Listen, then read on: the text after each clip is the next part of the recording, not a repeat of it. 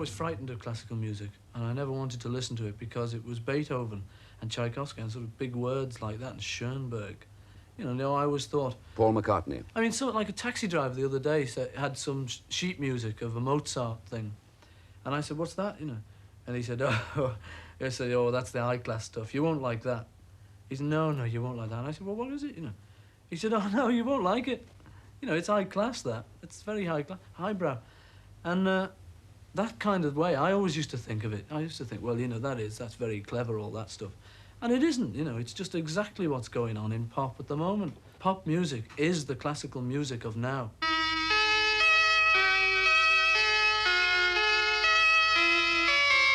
People just take our music and, in a line, and we just sort of say, yeah, she was just 17. And they read everything into that, She was a 17-year-old nymphomaniac working on the streets of Broadway. But, what we meant is she's just 17. But it might mean all the other as well. I don't know, I've no idea if there's any Aeolian cadences and, miasmic climaxes and all of that. I mean, we're the last people to know about our songs, because the pop world's never heard the pop world as such. Because we can't, it's like if you look at a snapshot of yourself, you're looking at what tie you were wearing, or whether you were looking nice in the snapshot. But anyone else will just take the snapshot and say, oh, that's good, that's a snapshot of Tony, that's nice. We really just always think of ourselves as just happy little songwriters, just little rockers, just playing in a rock group. But it gets more important than that after you've been over to America and you've sort of got knighted.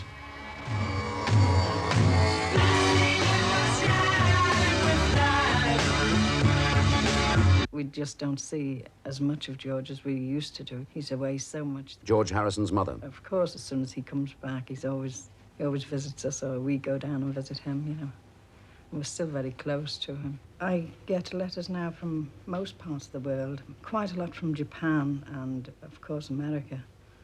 And some of the Iron Curtain countries started now to write. I get maybe up to 200, 250 a week. George says, I think you're really more popular than I am now, Mum, and he sees all the letters, and he has a good laugh about it.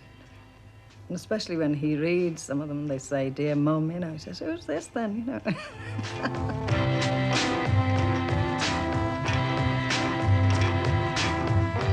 It's more fun in the record if there's a few sounds that you don't really know what they are, and really they're just instruments, only something happens on here, I couldn't tell you what, because we have a special man who sits here and goes like this. Ringo Starr. And the guitar turns into a piano or something,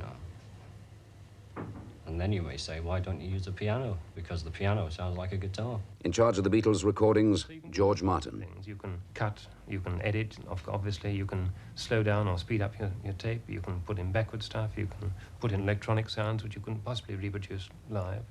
You can use combinations of instruments which are completely unbalanced, but you can make them balanced. You can put a very soft flute against a huge brass chord and still make it sound loud. Then cut up the tape and really well threw it up in the air until it settled down the ground and join them all up together. So it just became like a patchwork quilt. And this is the kind of thing you can do on recording, which you obviously couldn't possibly do it live, because it is, in fact, making up music as you go along. And when we were touring, and when it was at a sort of peak of hysteria, instead of just thinking, oh, that's nice, we could have just thought, aha, click, let's use this, and for evil, But there's no desire in any of our heads to sort of take over the world, That was Hitler, that's what he wanted to do.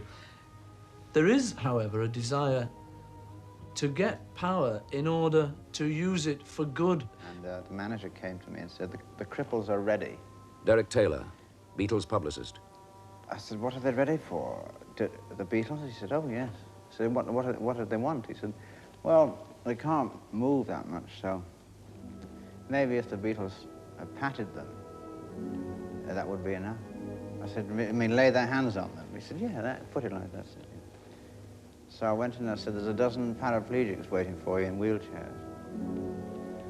So, good enough, they trooped out, touched them, grinned, and said, see you again. The Maharishi. The whole world movement has to be a cooperative enterprise, no? I don't know what level he's on, but he's on the we had a nice holiday in India and came back rested to play businessman. John Lennon. We were there 4 months, or George and I were. It We was lost good. 13 pounds and we looked a day older. See, in the midst of all these activity and the world's attention and interest for transcendental meditation, I don't get a moment to think of silence. If you've got power, you've got to use it for the good. Because like everyone else, we read the papers, we go through all the things that most people go through. So if everyone wants to say a thing at a certain time, it's handy being a songwriter. You know, you can put your finger on it, like a yellow submarine. You know, that was lucky, though. As we live a life of ease.